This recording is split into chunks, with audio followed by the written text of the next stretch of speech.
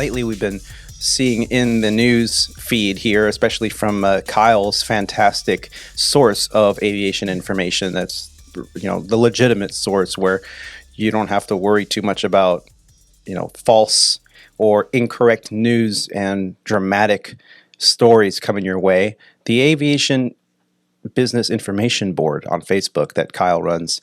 Kyle couldn't make it today. He was going to join us, but hopefully he'll be here on the next one. But one of the headlines that kind of caught my eye was that the FAA recently announced on June 21st that it was going to be launching a new voluntary and anonymous safety reporting program. Now, a lot of aviators out there go, well, wait a minute, don't we already have that? It's called the ASAP program. And what is ASAP? Rob, you are familiar with the ASAP program, yes? I have filled out many ASAPs, yes. Aviation Safety Action Program, I believe is what the actual acronym is. And it's just a way for aviators and actually anybody involved in the aviation industry to report any unsafe findings without self-incrimination or... it's basically just a tool that is used by the FAA, and I think it was NASA also, to just kind of research unsafe practices and try to make them better and safer for the traveling public and everybody involved. Yeah, and we've talked about this quite a bit on the show before. I mean, most aviation podcasts at one point will say, just ASAP it. And, we've detailed what it is. It's not a get out of jail free card. It's just simply a reporting program that's non-punitive as long as the aviator or airman, if I'm going to get woke on that term, I can't say airman anymore. I have to say the aviator. All right, so the aviator the aviators in question, if something messed up, they busted an altitude or an airspeed or a limitation on the aircraft or something like that, and it was not done with an intentional non-compliance at the root of why it happened, then you're basically reporting that it was a safety issue. We messed up, and here's what happened. And the information is de-identified in terms of the date of the flight and the names of the aviators on board the aircraft, and sometimes even the tail number of the airplane is de-identified. And then it goes to a committee, and they review it. And the committee is usually comprised of one member from the airline itself in question, another member from the pilots' union, and then the third member is usually the representative from the FAA. And over a period of time, they collect enough ASAPs, and then they de-identify them. The gatekeeper is usually the secretary of the ASAP program. They get reviewed by this board or this committee, and most of the time, if no other agency has made a report or came to any kind of conclusion that they want action taken, then you'll receive something in the mail, usually 3 or 4 months later, or an email saying, yeah, we've reviewed your ASAP report and no further action is necessary. Now, if they find that there was either gross negligence or intentional noncompliance, then you might get a different response saying, okay, we're going to interview you. The FAA is going to open an investigation. They can open something called a SNAP, which is not a official investigation, but more of a research to find out what happened, and then they go from there. Mm-hmm. But this is a little different. And I learned about this from an article from AvWeb that was posted on June 22nd by Mark Phillips. And it indicated that facing the pressure in the wake of the two high-profile crashes of the Boeing 737 MAX airliners in late of 2018 and early of 2019, the FAA announced Monday that it was going to be launching a new voluntary safety reporting program. The initiative is an additional way for its engineers, safety inspectors, systems safety specialists, that's a tongue twister, and other aviation safety employees to report safety-related issues and concerns. And the big thing here is that it is anonymous. So there's concern that people didn't report things that they saw that were not quite right because of the fear of punitive action. So the agency has faced scrutiny over concerns that it was not strict enough in its oversight of the Boeing aircraft a 737 MAX certification process, particularly in the areas of its maneuvering characteristics augmentation system, or what we've been hearing about quite a bit, or the MCAS system. Yep. So the FAA made a statement, and it noted that it already has a long list of voluntary safety reporting programs in place, as the ASAP program that we mentioned earlier is an example of one. And adding to the risk of the fatal air accidents that decreased by 94% since 1998, but the FAA Administrator Steve Dixon, is that right? Yeah, Steve Dixon. Yeah. But as the FAA Administrator Steve Dixon said, we can never be satisfied with the status quo when it comes to safety, and the free exchange of vital information is a cornerstone of safety and continual improvement. We want our employees to know that when they speak up, they can be sure someone is listening.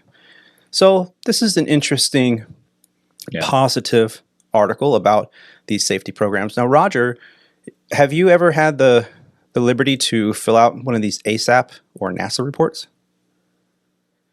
Yeah, so I've done ASAP reporting when I was at the airlines. Mm-hmm.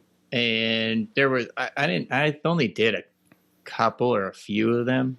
I have actually not done, in the GA, we have the NASA reports. It's, basically the same principle, and I have not ever filled out a NASA report from a GA. I'm not sure if that's a good thing or a bad thing. But,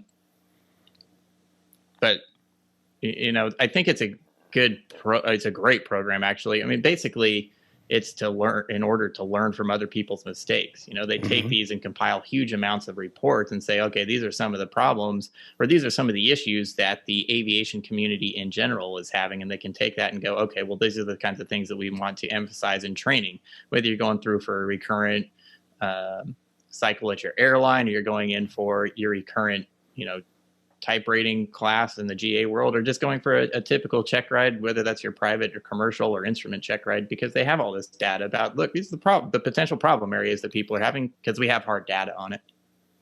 Yeah. Yeah. And the ASAP program is not just about, oops, I made a mistake. I busted an altitude. I forgot to, change my altimeter setting to standard passing through 18,000 feet. Whatever it could be, you could also have seen something that was safety related that you think may potentially be a problem for a flight crew in the future, and you can just do an ASAP report on that. Not that something bad happened, but you see something that could improve safety. And those are the reports that, as I've spoken to members of the safety committee over at Legacy Airlines, those are the reports that they really enjoy reading, because those are straight up, hey, let's make things better. And these, as Roger was saying, these safety reports get collected, and the data gets looked at. And if there is a change that needs to happen through a regulation, that is where they're getting a lot of their data from the flight crews that are actually on the line, having line experience. And because of their line experience, they can give a more accurate assessment to where safety can be improved. So, whether you're listening to these three knuckleheads here on the Squawk Ident podcast, or any other podcast about aviation, any good pilot will tell you, use the tools available to you to improve the safety around you, because you may not see the immediate reaction today, but as that data is collected, the FAA or whatever organization is responsible for that side of the issue will then be able to collect that data and make a change. If I may add to this also, it doesn't only pertain to pilots. It is all encompassing within the FAA. So, us being on the air ops side, we mainly use it for, flying pilot related stuff, but it's for everything.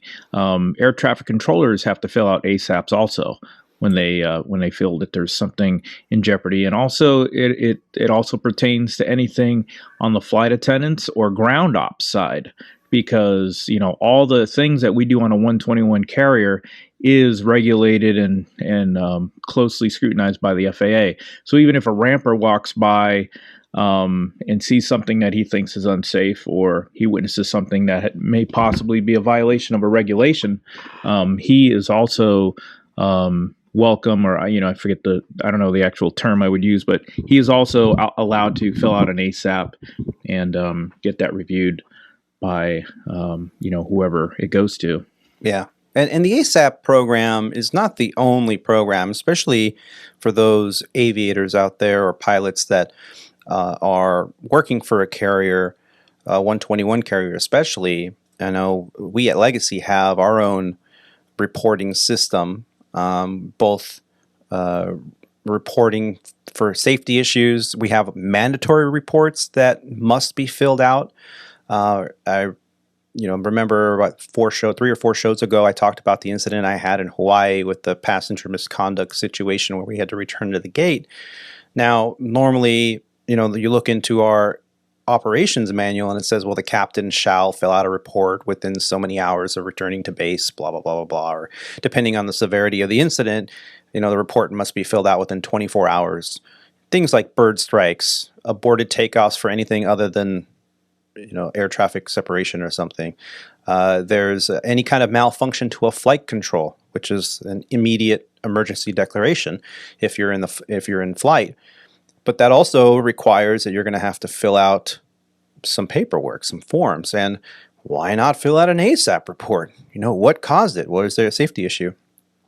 So because that data is collected, and for sure it does make a difference. Because a lot of our operations and procedures are there for a reason, and most of it's for safety and to comply with rules and regulations. But a lot of that is written in blood.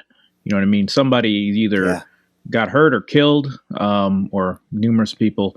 And so, what we're trying to do is prevent us from even getting to that point.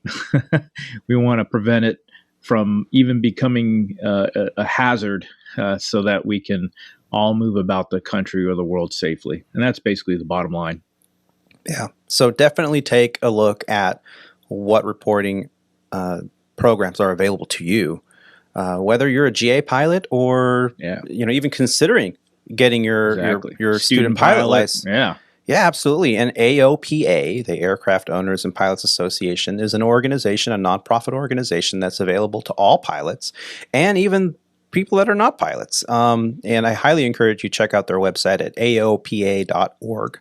And they have also programs. Once you become a member, and this is not a sponsored plug here. They're not paying me. As a matter of fact, nobody's paying me. This is totally been a podcast of love and passion. Yeah. But AOPA is a great opportunity. And I, to this day, 20 years later, I still have my AOPA membership. I pay my dues, once a year, and I have access to all these programs. And, if I get back into GA, maybe buy an airplane someday when I can afford it, I'll absolutely, be proud to look at my AOPA card and says, member for 20 plus years. It's a great accomplishment. And they have programs out there for the general aviation public, safety reporting programs, legal programs. If you're going to rent an airplane, that's pretty expensive. You can get renter's insurance through them. It's not that expensive. So definitely take a look at that as well.